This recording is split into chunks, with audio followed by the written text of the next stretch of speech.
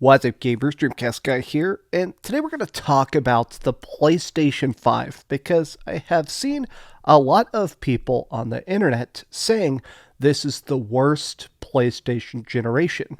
Pound for pound, exclusive versus exclusive. If you compare this to the PS1, the PS3, the 4, or even the 2, like every other generation that Sony has put out has definitely been a lot more exciting and jam-packed. But I want to talk about this because I have seen this swirling a bit, and I think these people raise some good points. But let's discuss. Hi, hope you're having a great day. If you could please give this video a like and subscribe if you haven't already.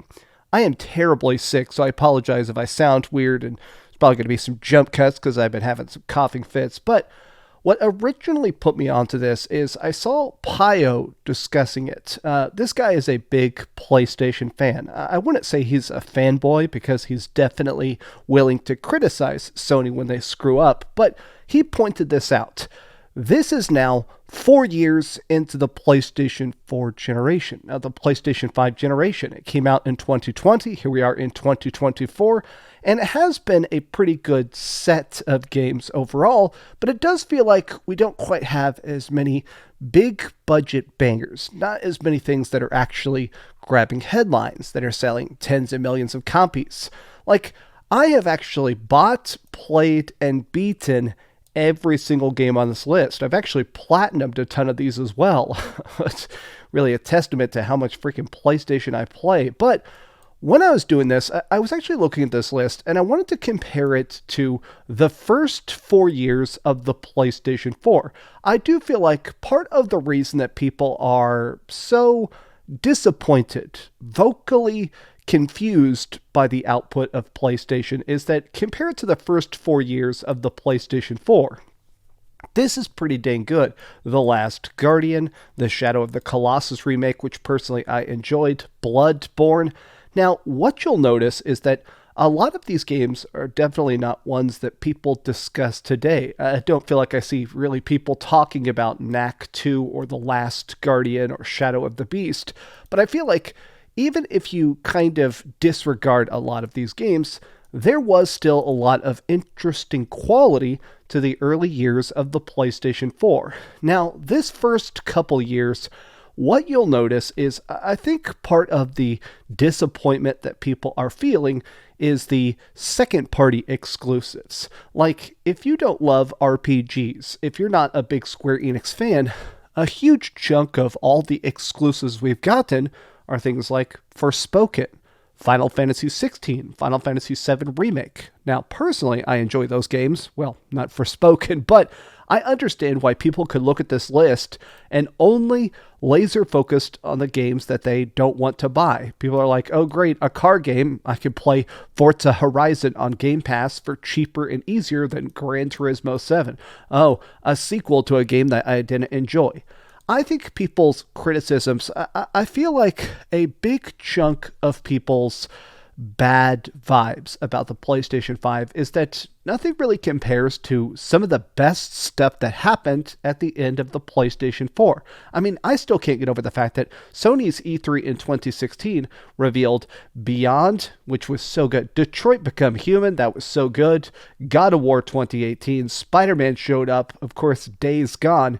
Having showcases like that, I feel like, is when people actually are remembering that PlayStation is killing it. Because even if you're not aware of it, Sony is still way out in the lead. They've sold almost 60 million PlayStation 5s, and I still almost feel like this is starting to become a detriment in a way. It does feel like the more that there's tens of millions of PlayStation consoles being sold, Sony seems less obsessed with cranking out good games because now they're going to make money on licensing. Any game you sell on the PlayStation 5, even if it's not theirs, they get a big cut of it. Every time they sell a copy of Call of Duty or a Fortnite Battle Pass, that generates literally billions of dollars for Sony. So yeah, cranking out something like Spider-Man 2 also makes them a good chunk of change because they get 100% profit on that. But it almost feels like Sony's in the spot where they're not as pressured to achieve. Like personally, I still think Ghost of Tsushima is one of my favorite PlayStation games of all time. I mean, it is so good. I just think the art, the combat, everything about Ghost of Tsushima completely melted my brain. I really like feudal Japan in general, so it's definitely felt like a game that was made for me. But it does feel weird that here we are, 4 years later, we don't have an announcement of a Ghost of Tsushima 2. We don't have any sort of big reveal. There's no leaks or rumors that it even exists. Like, when you think about the PlayStation 4 generation, or even the PlayStation 3 generation, in the time it took us to get from the launch of Ghost of Tsushima to here, they made the original Uncharted trilogy. They released Gears of War 1, 2, and 3 pretty much back to back. Now, I almost feel like part of this is the fact that right now, development times are getting longer and longer and longer. And so PlayStation is trying to figure out other ways to fill the gap. Like right now, they just put a bunch of retro games onto the PlayStation 4 and the PlayStation 5. I made a video talking about this. I think the premium service is good, but this is definitely just a band-aid on the lack of exclusives. I feel like so much of people are not happy with PlayStation because of two separate reasons. I do feel like there was this FOMO. There was a fear of missing out when the PlayStation 5 was about to release. Everybody was like, okay, the PS4 did absolutely kill it. I don't know how anybody can deny it. The PlayStation 4 was not just great, it had thousands of extremely good games. A lot of them ended up going on sale and being dirt cheap and stuff like that.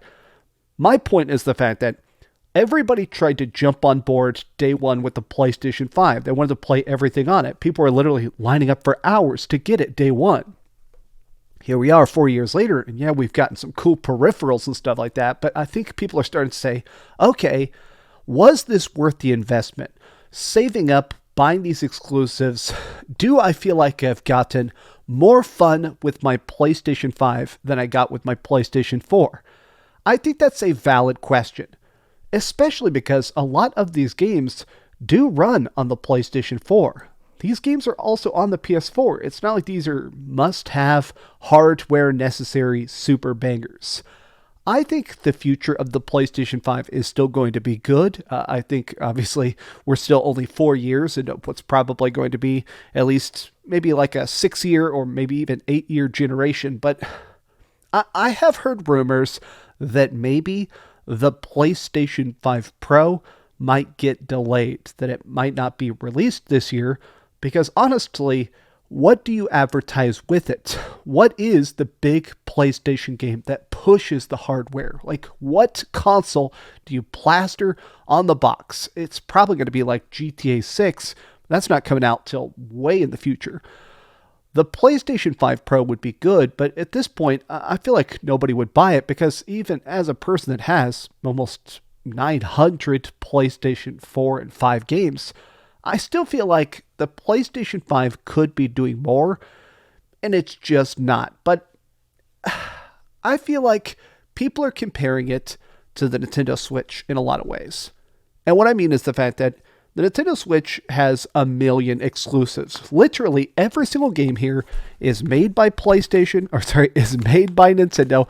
This is literally just a smattering I grabbed at random. There are hundreds and hundreds and hundreds of Nintendo exclusives. And I feel like people are starting to get a bit jealous, where it's not even about liking these games or hating these games, but something like Luigi's Mansion 3, this sold 15 million copies. The zeitgeist, the attention, the love, the community for Nintendo games is just something that doesn't exist in the PlayStation ecosystem right now. At least in my opinion. There is not the same level of hype and fervor and excitement that exists for the PS5 as existed for the PS4. Is it a bad generation? No, but I think we're all leaning a bit heavier on the third party this year than we did with previous generations. But this has just been an off-the-cuff rant as I sit here with an incredibly bad fever. These spotlights are starting to melt my brain. I love you guys very much. Please have a good day. And if you could, please give this video a like and subscribe if you haven't already. And please keep dreaming. If this video makes no sense, I may delete it later because I'll be honest, I've had this fever for days now. Look how sweaty I am. Sorry. I'm sorry. Hi. Ugh. Thanks so much for watching that video. If you want to see something else, you can always click this link to see what I put up last, or, subscribe and see what's coming up next. Also, I promise that whatever I do, it'll try not to suck.